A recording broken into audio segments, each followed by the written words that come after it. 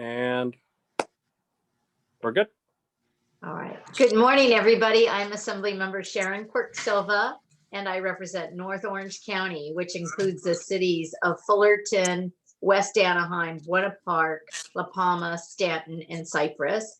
I have the pleasure of serving this district now for the fourth term, and we are very proud to begin now our fourth term. Just yesterday, I was selected to be now serving on the Education Committee, which goes back to my roots as a teacher. In addition, I'm also the new chair of Arts and Entertainment and Technology, which is under that umbrella, including theme parks, sports, gaming. So it's a very robust committee, and we know some of the things we'll be talking about today are under that umbrella. In addition, I'm also on Communication and Conveyance, which many times deals with some of our providers, internet providers, whether it be AT&T, other providers as such, Comcast. So we have a very busy agenda. Just a few comments before we jump into our speakers. As you know, it's been a very difficult time across our country. California, we know that we have thousands of people who are out of work, thousands who have died, and it's certainly a time that we never could have predicted. And with those storms we heard last night, with the rain pouring down, we know there's also sadly many thousands across the state of California that were outside. That is a focus of mine, homelessness and housing, and we'll continue to work on that. Yesterday, we were able to vote to move forward extension for the eviction moratorium till the end of June. So just some housekeeping. If you are having any issues with your unemployment, EDD, please call our office. We can't make promises, but we've certainly had some success stories. If you're having any problems with applying for loans, if you're a small business, PPE, that type of support, please call our office. This last year, words like, or I should say acronyms like EDD, PPE, OCDA, My Turn, eDocs, mortgages, and sadly even documents that you might have to sign related to a family death are all online. And it has offered a convenience that we haven't seen before. We're in fact communicating through Zoom, which most of us probably did not communicate a year ago. There's many other platforms that people are now using to communicate in non-person. And they're very effective, but they also open up the world of giving information. We know that all of our social media platforms, Facebook, Twitter, Snapchat, Instagram, TikTok, and other platforms that are coming on also give a sense of community. But we also know with that, you are putting forward a footprint of who you are, what type of shopping you like, what type of music you like, and guess what? We're the ones providing that information. So today we have 4 experts that are going to be talking to us about some of the things they see trending from their purview, hopefully some advice. We held one of these a few years back in Anaheim through at La Palma High School, I believe it was, or maybe it was Kennedy High School. And we had the Orange County DA there, and I think some of the parents particularly, but students themselves were very shocked at just some of the very basics we can do to protect ourselves and how many of us don't do those things. So I'm not gonna do the presentation here. I'm gonna introduce our 4 speakers. First, from the Orange County District Attorney's Office, we have Rahul Gupta. Rahul, you can just wave there. We then have from Anaheim Union High School District, Jamie Kalidijan. Is that how you say it? She'll say it correctly. From Cal State Fullerton, we have Sean Wang, and they'll introduce and tell you about their credentials. And then from F&M Bank or Farmers Merchant, is that correct? I think F&M, we have Adam Pyle, and we're pleased to have them here. We will be, if you have questions as the presentation goes along, please put those in the chat. We will also have a time for question and answer. But with that, we're going to jump right into the presentation, and we're going to start with Rahul Gupta from the Orange County District Attorney's Office. Welcome, Rahul. Thank you so much, and thank you for allowing us to be here today and speak to the community. I just want to touch on 3 or 4 topics that I think are of greatest concern that we're seeing here at the Orange County District Attorney's Office as it relates to cybercrime and cybersecurity awareness. One of the things we'll start with, as the Assemblywoman mentioned, we live in a different world now, where most often we communicate with our friends, family, and our colleagues through Zoom or through some type of video chat. So one way that cyber criminals try and take advantage of us is by gaining our trust and then trying to somehow extract either money or data from us. One way to gain trust is by getting to know someone and taking advantage of something about that person that you've become familiar with. So when you're on Zoom, just remember that there could be other people watching that you're not familiar with. So you want to take precautions. So for example, when you're on Zoom, you don't want to display a lot of personal items about you and your family that someone might take advantage of. So for example, nowadays with Zoom, there's lots of creative backgrounds that you can download, some funny ones, some beautiful landscapes or whatnot.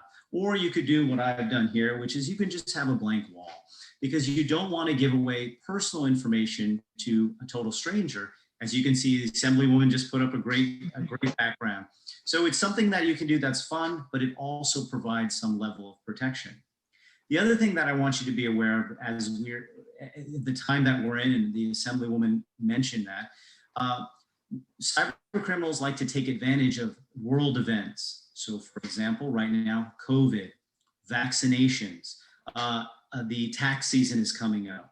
So those types of things where people are looking for information to make personal decisions, oftentimes cyber criminals want to take advantage of that because they view that's an instant way of building trust with people. Because if you're looking to get vaccinated, you might be wondering, what are the rules and how do I do that? So you're more receptive to information about those things.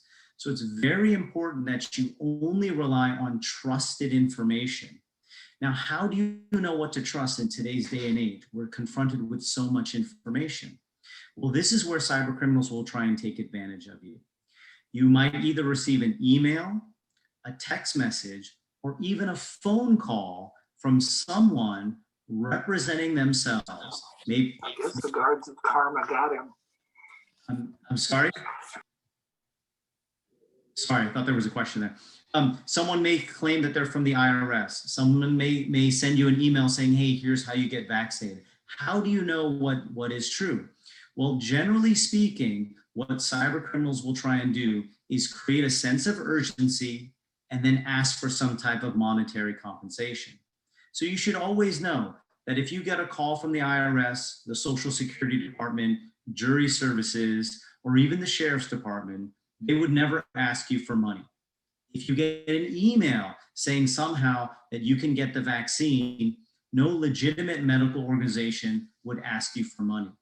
So those two things go in hand. So first you should see, okay, who is this person that's sending this to me? If you don't know who they are, a red flag should go up. And if in any way at any time they're asking you for money, you should hesitate and think twice before ever engaging with that person. And you should only engage in legitimate transactions. And how can you verify that? Pick up the phone and call the number that you know to be legitimate. Google it yourself and say, hey, wait a second. I'm getting a letter that says X, Y, and Z. Let me check this out and contact someone at this organization before I engage in a transaction. And the last thing I want to talk about that we're seeing a lot of is something called ransomware. And what is ransomware?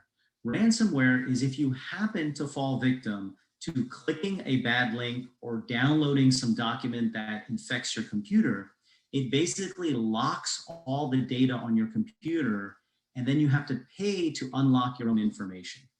Some easy ways to overcome this.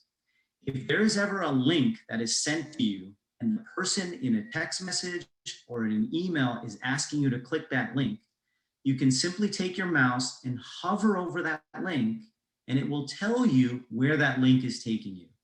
So before you ever click anything, always hover over it to see where is it taking you and see if that is a legitimate website or not. Don't click on links that you don't trust or don't know. The second thing is, the easiest way to overcome ransomware is to keep a backup. If you have a backup of your data, then you'll never have to pay to get access to it again. And there are very easy ways to back up your data. You can use something like Dropbox, which is free, or you can simply go to an electronic store or Costco and buy a hard drive. You can get ones under $100 to back up your private or personal information, like your photos or some other information that you want to keep safe.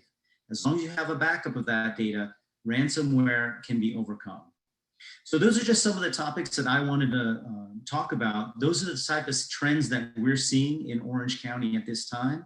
And there's certain ways that you can do to be safe. So remember, when you're on Zoom or you're on video chat, try not to display too much personal information. If you're receiving text messages, emails, or phone calls, think twice about who that is if you don't know them, and never engage in a financial transaction unless you verified the person you're transacting with. And 3, if you happen to fall victim to ransomware, always remember the best way to protect yourself is have a backup of your information and hover over any links that someone tries to get you to click. All right, thank you. And we'll have time to make some commentary and give some maybe examples of things that people have gone through, because I myself, and I'm assuming that many of us, and you can just show by a thumbs up, have had either aggressive callers saying you owe some type of bill, you know, you're asked to give information on some kind of billing, say you owe something that you are sure that you don't owe. These type of fraud schemes are not only, of course, can happen door to door, but certainly happen now more than ever through email and so forth. I'll just share one. We were on Craigslist looking, this is about 2 years ago, for a dog, a golden retriever, and had gone through the formal sites of golden retriever adoption and just didn't have any luck. So we finally thought, okay, we're gonna, you know, look on Craigslist, because we know a lot of people rehome dogs there.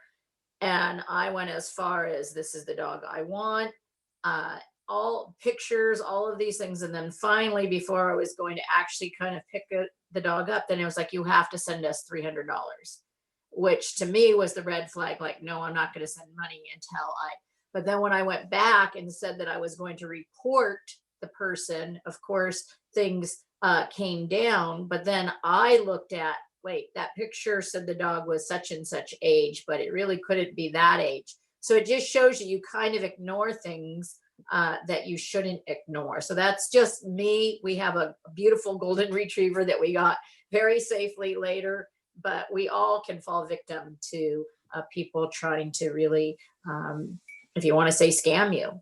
Thank you, Rahul.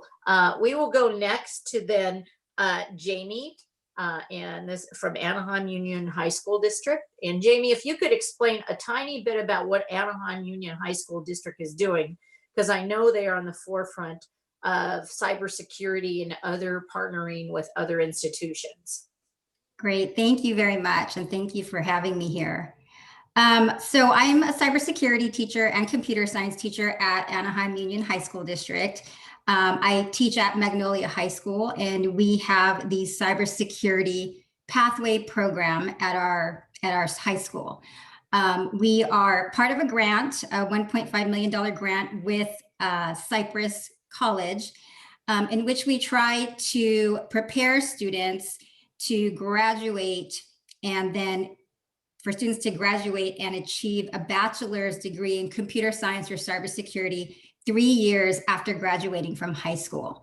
And so we are having our freshmen, our ninth graders, come in We select them from our feeder schools throughout the district, junior high schools throughout the district, and we start them from 9th grade.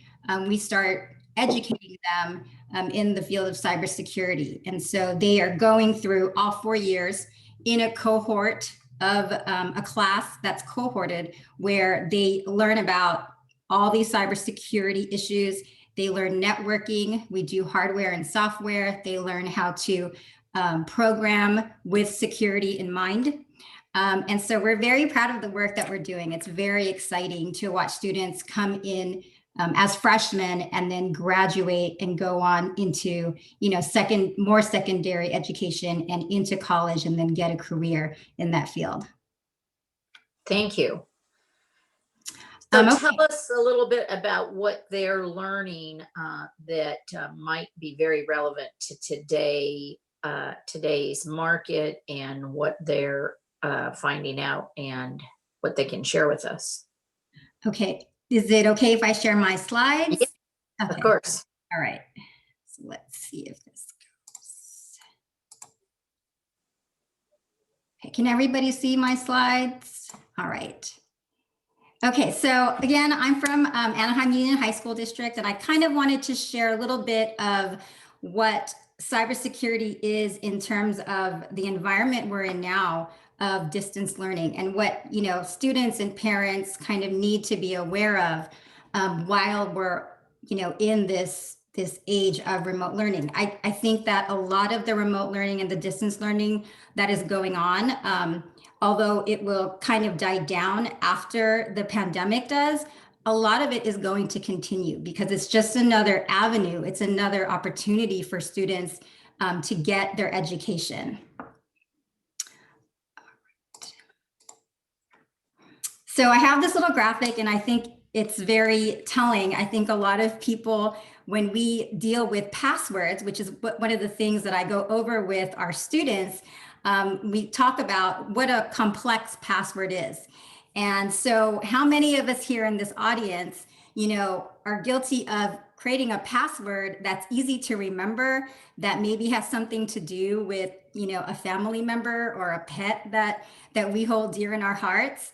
And then also, how many of us who do that also post about our family members and maybe our pets on social media, right? And so, we might have a picture in the background, same thing that Mr. Gupta was talking about. And so we talk about, how hackers or perpetrators might try to use all of this information and put these pieces of information together to kind of guess about the behavior and maybe the passwords that a person might be using. What are some of the most common passwords that people are using? I was just going to get to that. So the most common passwords of 2020, I just kind of went out online and found it, and you can see the source there. For the most part, the top two pretty much always remain the same. 1, 2, 3, 4, 5, 6, 1, 2, 3, 4, 5, 6, 7, 8, 9. And so, this is when we talk about our students who also, we have them go out and try to educate the community about cybersecurity. This is one of the first things that, we tell them to spread the message about. Over here in this column, you can see that on the very right column, that's the time it would take to crack a password that's that easy. And then you can see on down, a lot of the passwords are very similar.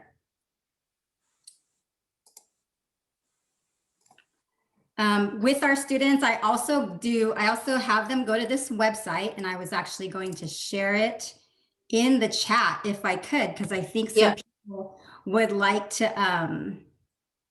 kind of try it out for themselves. Oh, it's a little password activity, and you put in your password and it will show you how long it might take, a brute force password cracker to kind of break your password. So if I type in, one of my passwords that I like here, you can see it takes 1 minute. Is my screen still sharing? I wasn't sure. Yes. Great. And so we talk about, how fast it would be to kind of guess this information. And for an algorithm or a computer program whose sole purpose is to crack passwords, this is no issue. We talk about password complexity. And so if I go ahead and I try to add some symbols to that password, you can see that now the time is lengthened to 3 days. If I go ahead and I add in, a special character or a symbol, it's even longer. And so I take them through, these kind of activities to help them to understand, this is a real thing here where people, this is what they do, hackers, this is what they do to try to steal our information. And it's not hard at all. All right.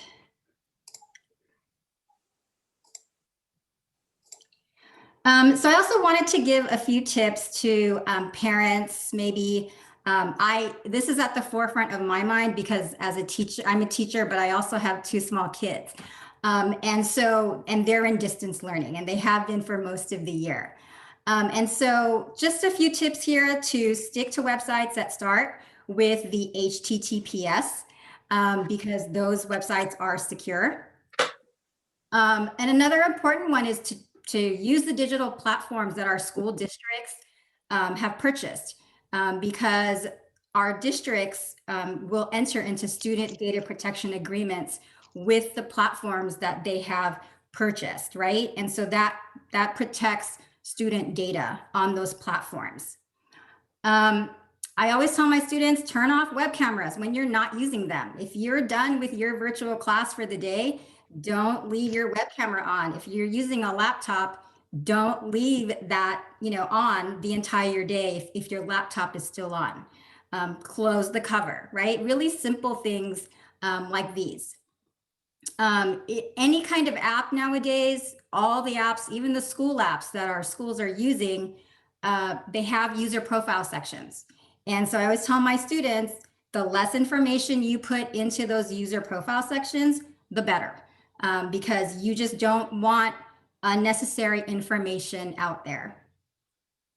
And along those same lines, avoid posting identifying information, birthdays, addresses, phone numbers, because again, these are types of information that, people can use to maybe guess a password and things like that. Apply security updates to the conferencing apps. There's so many out there now. There's Google Meet, Microsoft Teams, there's Skype. We're using Zoom. So it's really important to keep all of these applications up to date whenever there's a security patch that is put out there for users to install. It's important that we do that because many times they will patch security holes in those applications.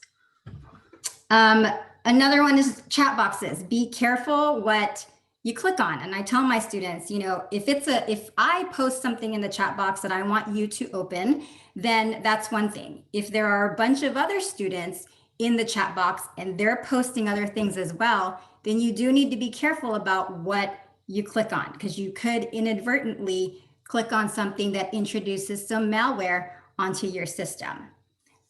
And then another big thing is the breakout rooms. There have been well-publicized instances of Zoom bombing, people who are in the virtual classrooms who shouldn't be in there. And so as a teacher, I use breakout rooms to break my students into smaller groups so they can work in small groups. And I tell them, if there is someone in your room that you don't know who they are, then tell an adult, tell the teacher, tell someone. And that's, I think, especially important for the younger kids, right? Hopefully they have someone there at home with them, but it's important to know who your classmates are. And if there's someone that you don't know who's in there, it is better to be safe than sorry. I have a question. Well, not a question, I guess a comment. How many of us right now who are online with this have put their birthday on Facebook? And then we say happy birthday to everybody when it's their birthday because Facebook tells you whose birthday it is. So some of these very innocuous things that we might have done 10 years ago, which I know I have done, I think what you're saying, it's never too late to correct that information, even if it's already out there. Because 10 years ago, we weren't thinking about, when we added our birth date, about all of this kind of cybersecurity. So just a comment, I know one of the first things I'm going to do after I get off this is get off Facebook. I mean, not get off Facebook, but go take my birthday off Facebook.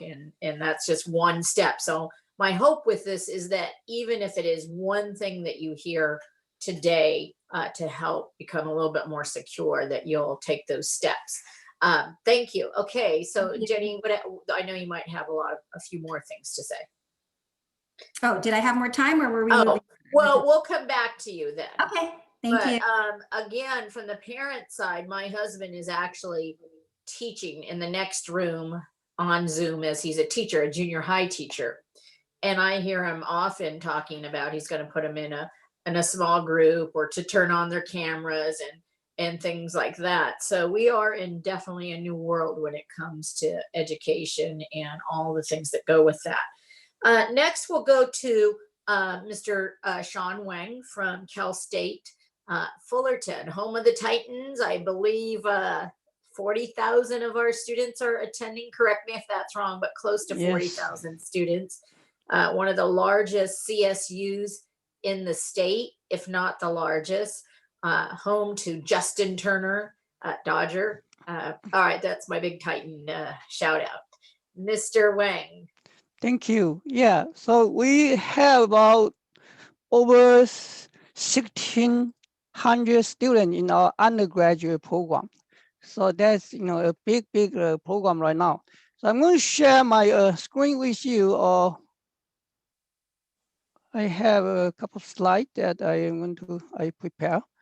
So I have a title of Assistant Director for Outreach for our Cybersecurity Center in Cal State Fullerton. And just last month, we have this news come out that our team has earned a spot in national competition. So yeah, the Cybersecurity Center actually now come out on the campus news often, okay? Almost like every 2 months, we have some news come out from our Cybersecurity Center. And it's, of course, amazing thing we are doing right now. So I'm going to go from another perspective to talk about this. The speaker has share lots of tips with you. So this is a big picture of what's going on in the internet. So in the world, this is last year, third quarter of last year. So in Asia, there are 2.5 billion people on the internet. And if you see here, North American, we only have 332 million people. Okay, so it's a small number here. However, if you look at the penetration rate, you can see we have almost 90% of people already online. Okay, and in Asia, there are about only 60%. So when you look at this, you will understand, wait until Asia has more people on, and we are going to have a big population in the internet. So the internet looks like something like a society now. And then the next slide I'm going to share with you is what's happening in the cybersecurity, arena. Basically, this is what's going on. It's real time. So I just took this yesterday. It's how the attacker are trying to penetrate the system all over the world. So the internet is like a society, but it's more like we call it an ecosystem. And when you have people like this, in the internet, and you can imagine they're criminals, right? Criminals everywhere. Okay, it doesn't matter what country you are in. Basically, there will be sometimes criminals. So, in my opinion, cybersecurity right now is an urgent issue that we have to deal with it. And it's one of my research area. I always tell my students that cybersecurity cannot wait, right? It's urgent. If we don't take care of it, then some bad guy is going to come to attack us. So we have to defend ourselves, right? So my belief is that education is the key to ensure that our community is prepared to face the challenges.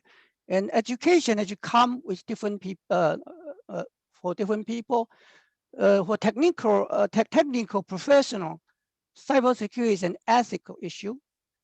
For an organization, cybersecurity is a culture. And for end user, if we don't secure our system, everybody is a victim. So I'm going to give a little more detail on this, each of that. And you know, this basically ACM Code of Ethics and Professional Conduct state that ensure that the public good is central concern during all professional computing work.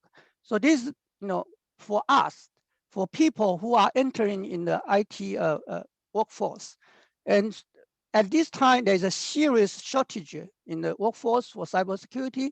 So if you are a student or anyone you know may be interested in this area, you need to encourage them to learn this, maybe potentially become a part of this, cybersecurity workforce. Dr. Wang, let me ask you, if a student is just say entering high school, as we heard with Jamie from Anaheim Union High School, they need to start to prepare to enter a cybersecurity pathway by what type of math or science do they have to have in high school to be able to get into the either 4-year or 2-year programs? I would say math curriculum in high school and university all are enough. Just that the student need to learn well. So you don't want to just barely pass it, you know. You know, I have sometimes heard students say, I hate math, and that's a problem for you.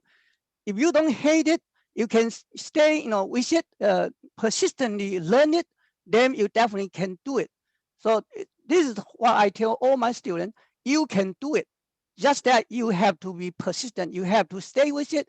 Don't hate it. You know, mathematics is a science, and I love mathematics.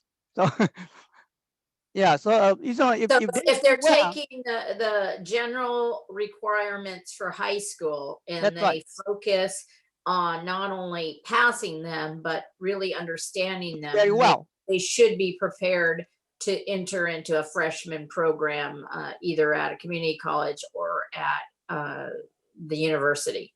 Yeah, definitely. So if they do well in the mathematics sheet, what's happening is that the fundamental mathematics actually is building the knowledge for them in the beginning. Later on, if they do well in the fundamental thing, it's very easy for them to pick up more. That's the most important thing. So learning the knowledge of mathematics is not just knowledge, but also is a training of learning. See, this is always what I tell my students.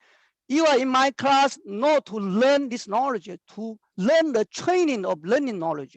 So after your class, my class, hopefully you can go learn by yourself. You know, using whatever you have learned in this class, how to learn it. Okay, so the fundamental thing, you learn it well, and then when you pick up new stuff, it's very easy to learn. So that's thank you. Okay, thank you. Thank you. So for an organization, this is one thing. When I was serving on the academic senate in Cal State Fullerton, I always try to convince my senator, saying, okay, over here we are talking about majority support. However, in cybersecurity, it doesn't go that way. Okay, so there's been research from Europe saying that, okay, you have 10% of employees in your organization do not follow your policy of security, then it doesn't matter how hard the other 90% is doing. So you got the picture. If you don't do it, then you are making other people doing it in vain. Okay, so all other people are trying very hard to follow the policy. However, there are 10% of people don't follow it, then the whole system do not have security at all. That's why what it was coming out from the research of that. So basically, if you are a student right now, I have daughter attending a Fullerton school district, and then they have very good security actually. They give out iPad, and on their iPad they have very good, so every month the student need to renew the certificate to get online. So that is something that they are doing, a very good practice. So that again, if you are, of course, most of the people right now are in some organization, right? Even if you are not in a typical organization, say if you create an online account for your bank email account, that is part of organization you are related to. So don't get your account on your banking system that has a so weak password. Later on, somebody break to the system using your account, and then you basically endanger the whole system. Okay, so this is something is very important for when you are in this. Now, for end user, I give this example. Why we are all victims if we don't take care of the security. And this is one very big, very typical example. In 2019, there is a city in Florida. It has very small population, only 35,000 people, right?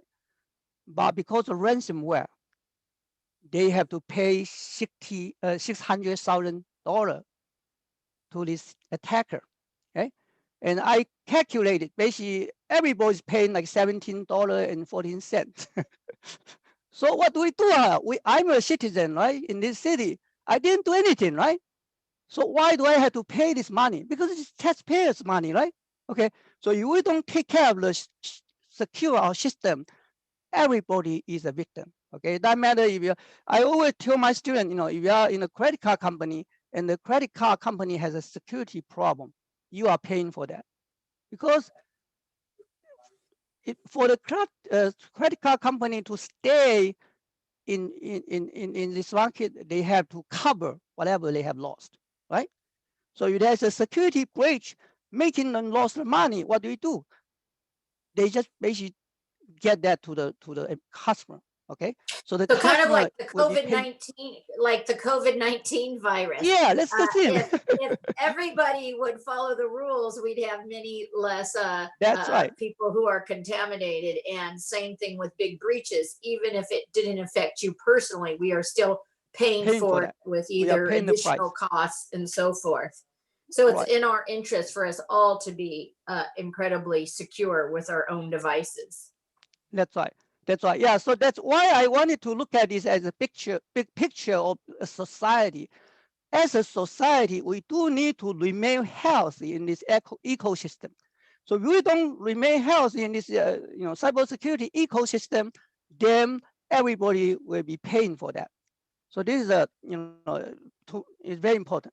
So we talk about education to all kinds of people. Now, what can education do? Education need to answer two questions. Do we have to do it, and how do we do it? Now, to me, the difficult part is the first question. When I try to convince people, say you have to do this, then not a lot of people agree with me in the very beginning. And especially for IT professional, when they try to convince the manager, say, okay, we have to invest this amount of money in security. And the manager says, I don't see anything. Why do I have to put so much money in that? And the way I convince my manager, say, okay, well, if you don't hear anything, that means our people are doing a good job. Okay, look at the department we have. We have so many labs. We have so many computers connect to the internet. And if they didn't see anything, that means they are doing a very good job.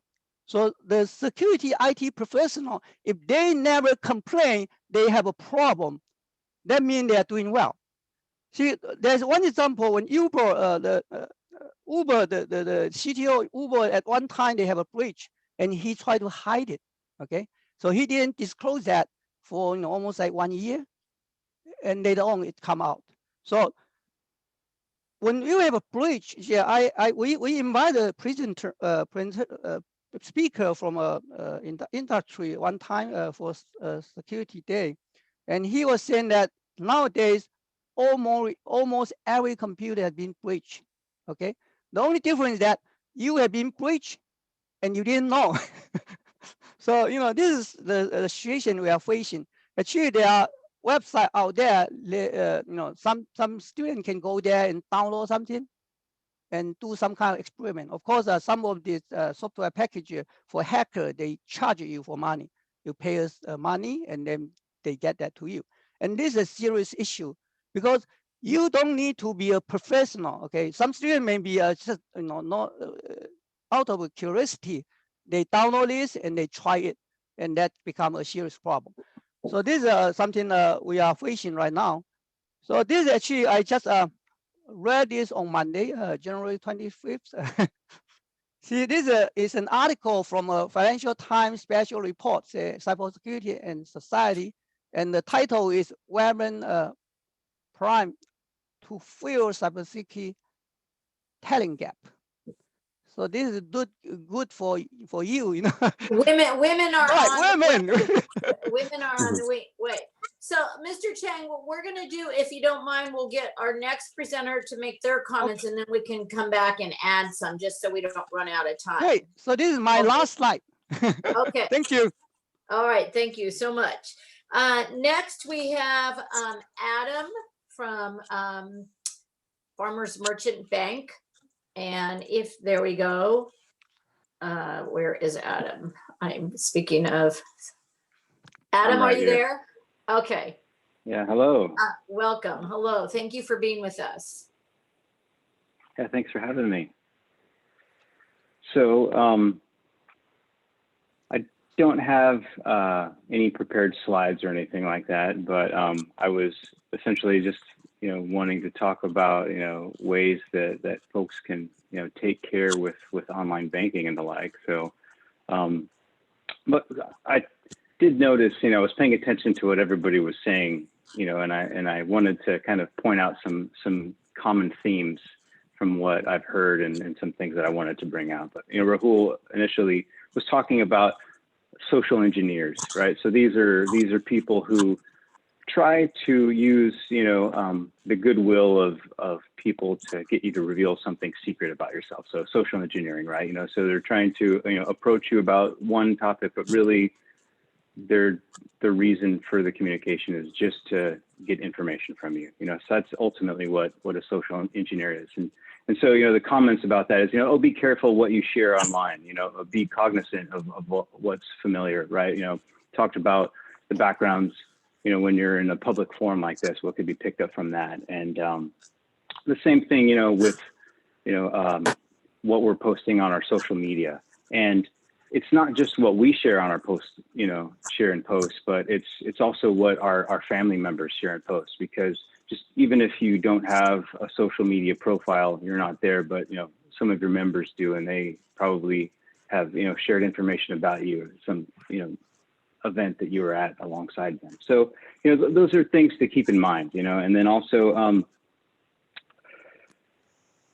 it was brought up about using, verified contact information, to validate something that happens. And that's all great tips, and so, I work at Farmers and Merchants Bank, and this bank has been, in this community for, a lot longer than any of us, right? It was founded 113 years ago in Long Beach, right? C.J. Walker, and it's still managed by the Walker family, 4 generations in, and I too am a longtime resident of this area. I grew up going to, Anaheim Union High School District. I graduated from Magnolia, and my parents even met, in Fullerton at Hillcrest Park, so I've got a lot of deep roots, in the community. And so there's things about me that a lot of people know, right? And that's just a given, and so when it comes to banking, how does this relate to banking? But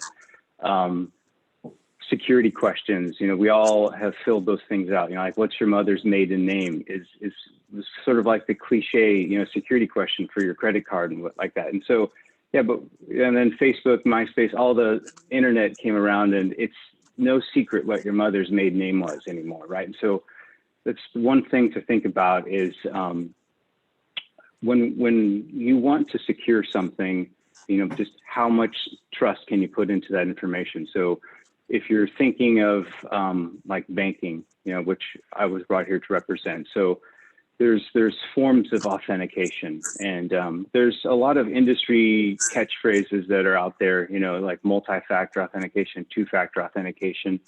But I'll translate that into just a real world experience to help anyone understand who's not tech savvy. So like if you go to the ATM machine to pull out money from your bank, you're using multi-factor authentication, right? Something which is your PIN, and something you have, which is your ATM card.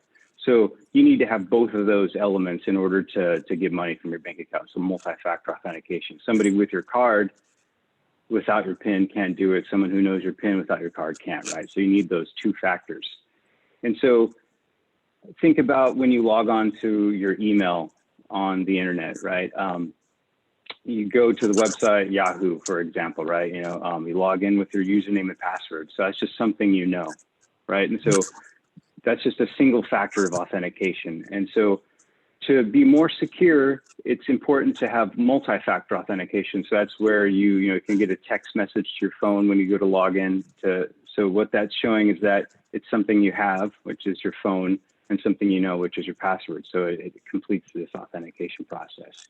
And so why am I talking about email when we're talking about banking? It's because from what is happening quite a bit is that people use their email for a lot of very sensitive aspects of their life, right? They use it to, unlock their account at their bank if they forget their password and things like that. And so, it's an ingredient to the security in many aspects of our life. And it's important that your email has two factors of authentication set up on it. And here's why. We talked a lot about passwords this morning. You're, talking about ways to make passwords secure. But another thing that is really important is that you don't use the same password that you use on your bank that you use for your Netflix account, or for your Disney Plus account, or for your Yahoo email account, or for Target.com, things like that. So, that password strength tester was shared earlier, but there's also another website, which maybe I'll post in the chat a little later. It's haveibeenpwned.com. And so you can punch in your email address and see if it's been part of a breach from any other, website, going back a number of years. And the reason I'm highlighting this is chances are you've got a default password that you go to for a lot of things, right? We all kind of like when we're registering for something, you just have to do something real quick. We've got that email address and password combination that we kind of go to so much, right? And so I hope that you don't use that for your bank. You don't use that for your email. And I really recommend using a password manager. But let's back that up to where I was going. So have I been pwned? So any website that you've used that an email address and password combination that has been compromised, where it's been breached, that information is unsafe. Essentially just trust that email address and password combination is in the bad guy's computer, and they're going to try it on websites. So if you use the same email address and password, on every website, and then one of those gets breached, the bad guys who get that can go to any website and try that combination and get in if it's what's used, right? And so where two-factor authentication protects against that. So even if they steal your password from another website, they go to log in, and then you get a text message on your phone, and you're not trying to log into that website, right? So they don't have that second factor. So that's a really great layer of security that you can do to protect that. And I'm focusing a lot on email because of, unfortunately, what I have seen a lot is when people are defrauded out of money, the most common area that they have been attacked from is through their email. And so the bad guys get the access to their email, and then they sit there and they watch, and then they wait and they see what you use your email for. They learn who you bank with because you get the notification that your statement's ready, right? So little pieces of information, about you. It's so Assemblywoman mentioned about, not wanting to put her birthday on Facebook, right? That's great. A little side note, you've seen those chain things where it's like, oh, what's your favorite restaurant? What's the name of your first dog? Don't do any of that stuff. You're putting in all the secrets that you've probably used for websites and stuff like that. So don't fill out those surveys. And then another side note. So there are websites that you have to deal with to where you've got no choice but to fill in the security answers, and maybe they're going to use what was your mother's maiden name. I talked about using password manager, and here's why.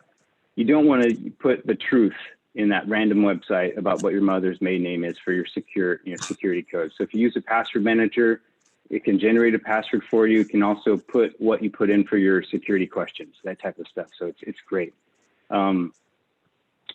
So saying that a lot of our, people that are being defrauded, it's because their email is being defrauded, so then when they go to their online banking, and they do the lost password bit, the link gets sent to their email account. Bad guys have access to that. And so then they log into your online banking. So again, with your online banking, with multi-factor authentication, even if somebody does learn something, they don't have something that you have, and another aspect of multi-factor authentication, there's a third tier to it, which I'll bring up just to be complete, is something you are. And that's present in biometric authentication. You see that with iPhones that use your face or your thumbprint to log in, right? So that's something you are. So something you are, something you know, and something you have. Those are the three things that really are part of authentication. And so I've got so many things I'd love to talk about, but another thing I just want to bring up, since I'm probably running out of time, is that when it comes to dealing on the internet, I always recommend just to have zero trust, right? Trust is something that comes from a person. So when you're dealing with a computer, your default should be that you don't trust that computer. So and the same thing comes from emails, and the same thing comes from phone calls. Just by default, don't trust what's going on. And so I heard somebody mention red flags, and that's a term I use a lot when I train our employees about what to look for if something doesn't look right. So things that raise red flags. And so when you pay attention and you don't trust something, you're looking for things that just stand out. Getting an email from your bank saying, hey, your account, we need you to update your credentials. So it's like email, don't trust, right? Immediately, red flag comes up. So you look at that email and there's ways to validate that that's true. Somebody mentioned earlier about calling a different phone number to validate that type of thing. So I've got so many things I'd love to share with you about. It's so encouraging to see that there's so many people interested about cybersecurity, but I want to be respectful to everybody's time. And if there's just one thing that you remember from what I said today, it's just that don't use the same password on multiple websites. So, all right. And we're not going to do a show of hands, but I'm assuming that some people that are hearing this are going, oh no, I've got a lot of work to do personally, let alone with my friends and family, because we do get in a very sense of security, whether it's on social media, sharing and oversharing, and we're not always looking and thinking about criminals until you're actually faced with it. And then I will 100% tell you, because we have dealt with our office, when there is a breach, whether it's identity fraud, whether it's banking issue, it is a very difficult job then to unwind that. It's very difficult then, because in essence, you have to make a case to either the bank or a case to whoever it is, particular identity fraud, to fix all of those things, your credit. It's a very, very long process. So the last thing we want to do is make it easy for people to get into your personal information, because once they do, I'm sure Rahul would testify, it's very difficult to get those things rectified. So we are at 10:53. We'll probably go to Joseph. Is there any lingering questions that were not answered in the presentation? And then we will do final tips from everybody, like your top, just like what Adam just said. But Joseph, any questions that have not been asked? So just a request from our participants. They would like to know if there's an ability to access the slides that were shown by Jamie and Professor Wang.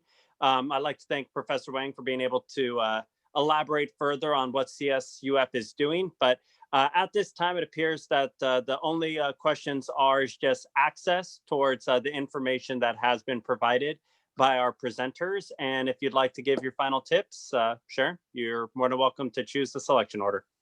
Okay, and with that, I'll give my tips because some of them were mentioned today and some of them are from remembering from other presentations I've been to. But number one, the two-step or multi-step authentication to get into, whether it's just your iPhone, having some people don't even have a password on that.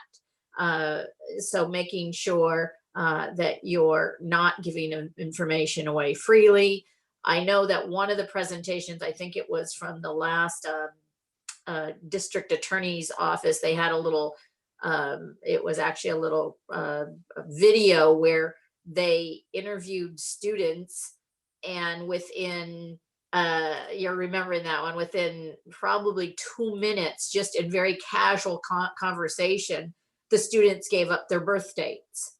And because we all like to share, and it's like, oh, was it your birthday? No, my birthday is January 1st, so they were able to obtain information. But again, knowing that when somebody wants to get information or hacking information, they're very good at it.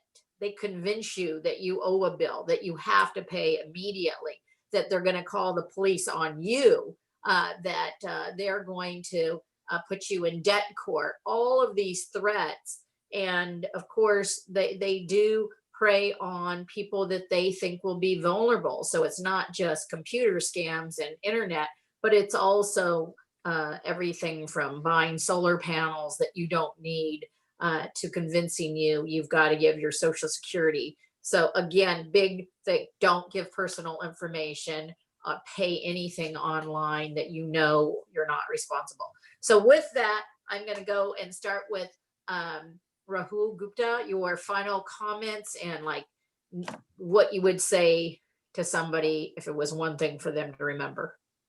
Yeah, so I think, in Orange County, we have certain benefits that maybe some other jurisdictions don't have. So for example, if you live within the jurisdiction of the Orange County Sheriff's Department, the Orange County Sheriff's Department actually has 2 full-time deputies that investigate cybercrime. So that's a huge benefit to our residents. In addition to that, if your local jurisdiction does not, they may refer you to the FBI. And I just want to give the FBI's website where you can file cybercrime complaints is ic3.gov. That's I as in India, C as in Charlie, the number 3.gov. And that is where you can file your cybercrime complaint. And I highly recommend everyone who has had or been a victim of a cybercrime to please file that complaint.